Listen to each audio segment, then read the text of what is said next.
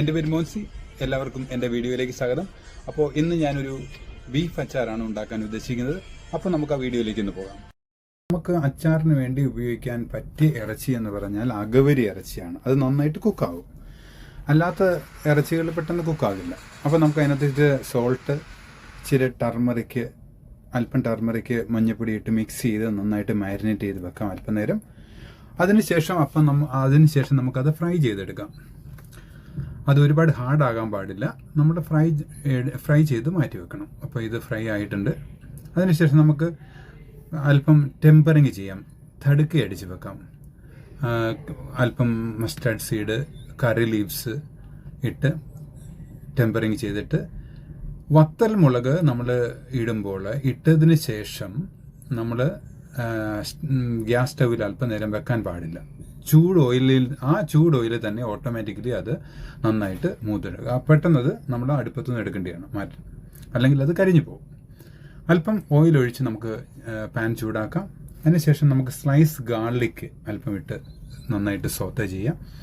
നന്നായിട്ട് അത് മൂത്ത് കഴിയുമ്പോൾ അല്പം 2 ലാഡിൽ ജിഞ്ചർ ഗാർലിക് പേസ്റ്റ് ചേർത്ത് കൊടുക്കാം. അപ്പോൾ നന്നായിട്ട് അത് മൂത്തതിന് ശേഷം നമുക്ക് കാശ്മീരി ചില്ലി പൗഡർ ഒരു 6 സ്പൂണ് ചേർത്ത് കൊടുക്കാം. കാശ്മീരി ചില്ലി പൗഡറേ പാടുള്ളൂ, അല്ലെങ്കിൽ ഭയങ്കര എരിയായിരിക്കാം. കാശ്മീരി ചില്ലി പൗഡർ നമ്മൾ ആഡ് ചെയ്ത് അതൊന്ന് നന്നായിട്ട് കുക്കിന് ശേഷം അല്പം ഗരം മസാല നമുക്ക് ചേർത്ത് കൊടുക്കാം. അതിനുശേഷം ആ ഗരം മസാലയൊന്ന് കുക്കായതിനു ശേഷം നമുക്ക് അല്പം വിനിഗർ അതിലേക്ക് ചേർത്ത് കൊടുക്കാം. ഒരുപാട് ആകാൻ പാടില്ല, ഒരുപാട് പുളിയായി പോകും.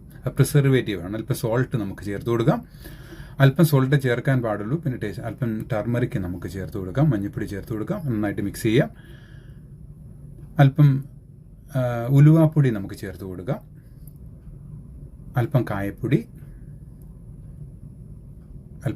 ചേർത്ത് നന്നായിട്ട് മിക്സ് ചെയ്യാം നമുക്ക്. അതിനുശേഷം നമ്മൾ തടുക്ക അടിച്ച് വെച്ചേക്കുന്ന അതിലേക്ക് നമ്മൾ മിക്സ് ചെയ്ത് കൊടുക്കണം. എടുത്തതിന് ശേഷം നമ്മൾ നന്നായിട്ട് മിക്സ് ചെയ്യുക. നന്നായിട്ട് മിക്സ് ചെയ്തതിന് ശേഷം നമ്മൾ ഫ്രൈ ചെയ്ത ബീഫ്, ഇപ്പോൾ നമ്മൾ ഫ്രൈ ചെയ്ത് കുക്ക് ചെയ്ത് ഒരുവിധം ഒരുപാട് ക്രിസ്പ് ആകാൻ പാടില്ല. ആ ഫ്രൈ ചെയ്ത ബീഫ് നമുക്കിതിനകത്തേക്ക് നന്നായിട്ട് ഫോൾഡ് ചെയ്ത് കൊടുക്കാം. അപ്പം നമ്മുടെ അച്ചാർ റെഡി ആയിട്ടുണ്ട് ഏകദേശം. ഞാനിതിൽ ഓയിൽ വളരെ കുറച്ചാണ് ചേർത്തിരിക്കുന്നത്, കാരണം